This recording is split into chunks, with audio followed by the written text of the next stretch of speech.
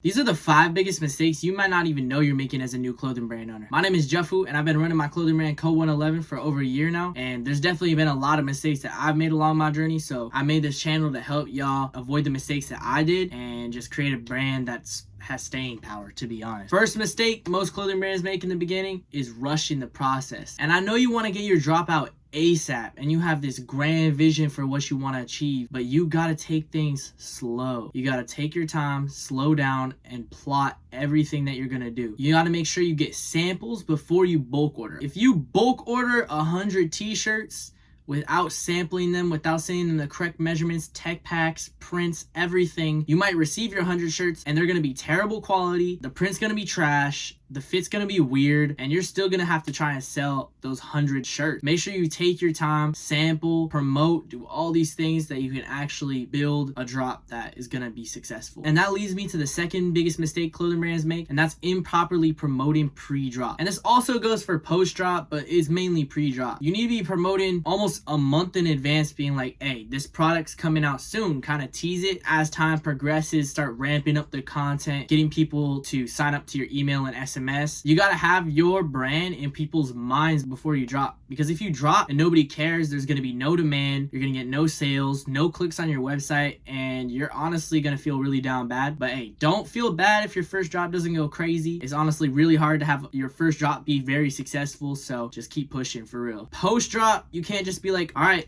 I dropped, nothing's going on now. You got to make sure the content keeps rolling out until you get the sales that you want to. You can't just expect sales to come out of thin air without putting in any work. You got to actually go out in the streets, record, and get things done, you know? Don't lack on the promotion. It's essential. You got to make sure you're promoting before and after the drop to ensure success. The third thing, and this is a sleeper tip right here, do pop-ups and events. If I didn't do pop-ups and events, my brand would barely have made any sales. Almost all of my sales have been from pop-ups and events where people can feel the quality of the garments, feel the quality of the prints, and actually kind of see how it would fit on them in real life. Plus, I can make a connection to them, tell them about my brand, my vision, the meaning behind everything. Get in the streets, actually see how people respond to your things in person. Because people can see your thing online, but they can scroll past it. Even if they like it, you know, they might not even leave a comment to give you feedback. Having that IRL feedback is definitely essential to scaling your clothing brand and taking it to the next level. Yo, my bad, y'all. Halfway through editing the video, I realized the audio was absolutely screwed, so I have to re-talk about some of these. A lot of new clothing brands, they just don't have a clear vision. Not only the brand, but the customers they're trying to advertise to. So when you create a brand, you have to have a customer avatar that matches the brand image that you want to portray. If you're creating motocross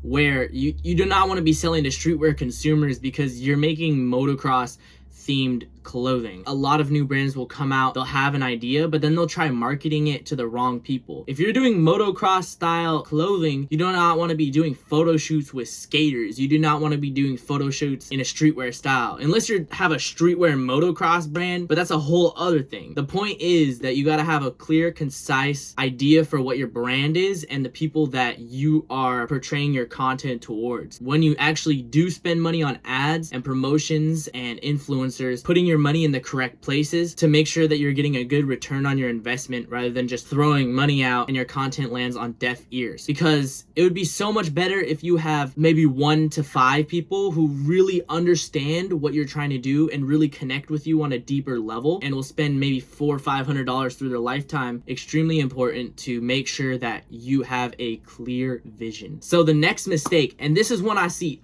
all the time, you got to make sure your website isn't trash. You got to make sure your website has fast load times, everything is clean, customers can get right to the products that they want to see right away. Do not have a huge enter screen with a fully animated intro. This is not a 2011 YouTube video with a full ass intro. You want to make sure that customers go to your website, can see your products, click on the one they want, and send it straight to the checkout. Because when you make your website more complicated, it might look badass, but it makes the customer experience experience worse, and you're gonna have lower conversion rates. I have another video basically detailing how to improve your website. You're gonna want to make sure you put your things on different pages, so if customers really want to look through your website and see all the different pieces, they can go through and look. And a little bonus mistake I feel like a lot of brands make is giving up way too early. Say you have your first drop. Like I said earlier, you cannot expect your first drop to sell out. If you're a new brand owner, it's very hard to get everything right. And I made this video so you can possibly avoid some of these mistakes, but mistakes are there to be lessons. Turn an L